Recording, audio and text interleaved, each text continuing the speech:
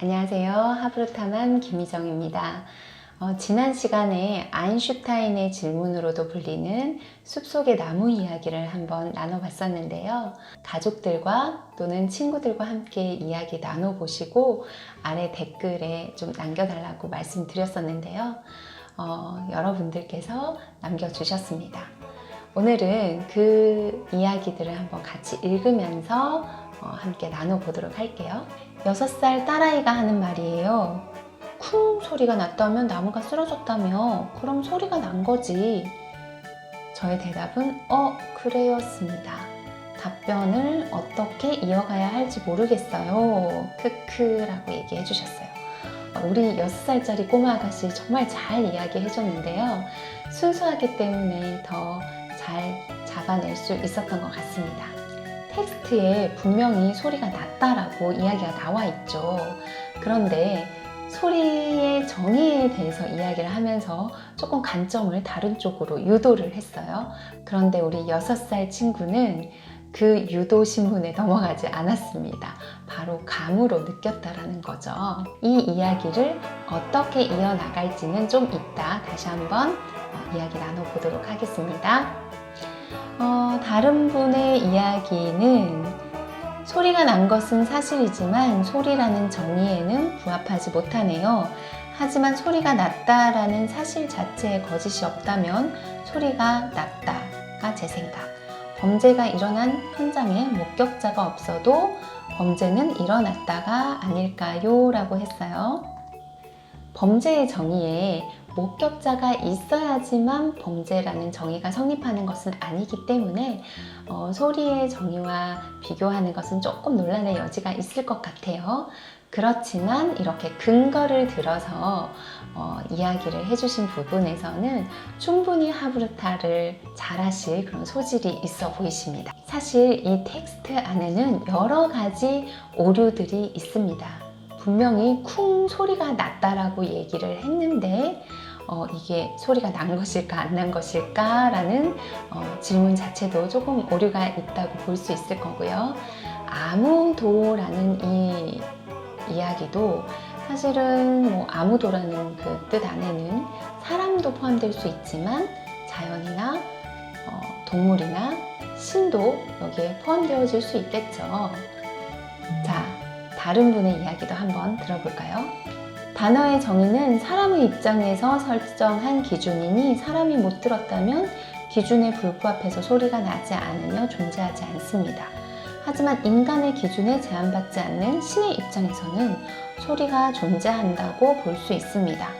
소리의 실제는 있었지만 인간의 단어 정의에는 부합하지 못하네요.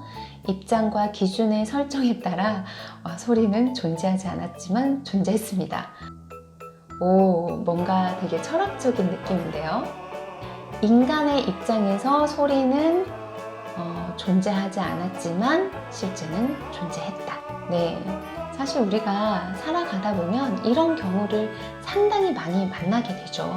잘 알지 못하지만 안다라고 생각하는 것들, 예를 들자면 악플이나 유언비어 같은 것들이 있겠죠. 이런 일들이 종종 사람들을 극단의 선택을 하도록 만들기도 해서 좀 한편으로는 되게 슬프기도 해요. 또 뭐가 있을까요? 존재하지만 눈으로 보이지 않는 것들, 그런 게 뭐가 있죠? 공기라든지 사랑이라든지 신뢰라든지 신 같은 그런 경우도 그럴 수 있겠죠? 그렇게 눈에 보이지 않는 것들은 우리가 있다라는 것을 알면서도 있는지 모르고 잊어버리고 살 때가 많기도 하고요. 때로는 부정하고 싶은 것들은 없다라고 생각을 해버리기도 하죠. 이처럼 우리의 삶은 딱 한 가지로 정의될 수 없게 복잡하게 얽혀 있는 것 같습니다. 또 다른 분의 이야기를 한번 들어볼게요. 숲속에 사는 동물한테는 소리가 난 것이지 않을까요? 자신만의 선입견, 편견을 경계하는 듯한 이야기라고 느꼈습니다. 쿵 소리를 들을 수 있는 것, 그러니까 귀청이 있는 것은 어떤 것들이 있을까? 그 나무 주변에는 동물이 있었을까? 동물이 있었다면 어떤 동물들이 있었을까? 나무나 돌이나 흙이나 풀이나 이런 것들은 소리를 들을 수 없을까? 들을 수 있다면 어떻게 들을 수 있을까? 천둥 번개가 치는 날이었는데 이 쿵 소리와 천둥 소리는 어떤 게 더 컸을까? 만약에 천둥 소리가 더 컸다면 이 쿵 소리를 아예 집어 삼켜버렸을까? 아니면 쿵 소리는 쿵 소리대로, 천둥 소리는 천둥 소리대로 각각 났을까?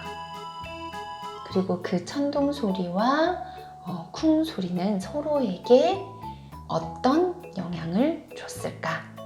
그리고 천둥의 소리와 나무의 쿵 소리의 음파를 그림으로 한번 그려보게 해도 좋을 거고요. 천둥 소리가 정말 컸다면 이 천둥 소리가 나무의 쿵 소리를 잡아먹어 버리지는 않았을까? 혹시 너의 주변에서 이렇게 다른 소리를 잡아먹어 버리는 소리를 본 적이 있는지, 예를 들자면 개구리의 소리와 시냇물의 소리, 풀잎에서 물방울이 떨어지는 소리와 개울물이 흘러가는 소리를 들 수 있을 거고요. 사랑하는 사람의 소리와 전혀 관계없는 사람의 소리, 똑같은 크기로 들린다고 할지라도 사랑하는 사람의 소리가 훨씬 더 크게 들리죠. 나에게 의미 있는 소리니까요. 옛날에 목소리 큰 사람이 이긴다라는 이야기가 돈 적이 있는데요. 논리적으로 얘기하는 것보다 큰 소리로 이야기하면 이길 수 있다라는 그런 이야기가 돈 적이 있었습니다. 네, 이럴 때도 상대방의 목소리를 그냥 잡아먹어 버리는 케이스일 수 있을 것 같아요.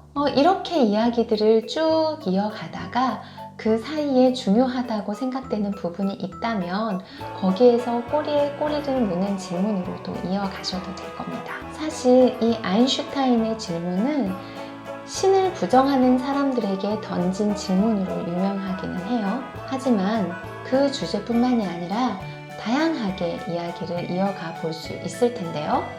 가령 사람들이 많은 식당에 왔어요. 우리 가족들과 함께 이야기를 신나게 주고받고 있어요. 자, 다른 사람의 목소리가 들리나요? 안 들리죠? 우리 가족끼리 신나게 이야기하는 이 이야기밖에 들리지 않습니다. 그런데 이때 어디선가 내 이름 소리가 들렸어요. 그동안에는 다른 사람의 소리가 하나도 들리지 않다가 내 이름을 부르는 소리가 들리니까 휙 뒤돌아보게 되죠. 자, 왜 그럴까요? 나에게 의미 있는 소리이기 때문이에요. 그리고 우리 주변에 또 많은 사람들의 목소리가 있을 겁니다. 그런데 관심을 가지고 그 이야기를 들었을 때는 들리지만요. 우리의 삶에 바빠서 관심 가지지 않는다면 그 목소리가 우리에게 들리지 않겠죠. 왜냐하면 우리에게 의미 없는 목소리일 테니까요. 그러면 여러분은 어떤 소리에 의미를 느끼시나요? 그리고 앞으로는 어떤 소리에 좀 더 의미를 부여하고 싶으신가요? 네, 우리 아인슈타인의 질문을 가지고 이렇게 한번 이야기를 나눠봤는데요. 이 외에도 이 텍스트를 가지고 더 다양하게 이야기 나눌 수 있는 그런 아이디어가 있으신 분들은 댓글로 남겨주시면 또 많은 사람들이 함께 공유하고 더 많은 이야기를 나눠볼 수 있을 것 같습니다. 네, 또 다음 시간에 만나도록 하고요. 여기서 마치도록 할게요. 안녕.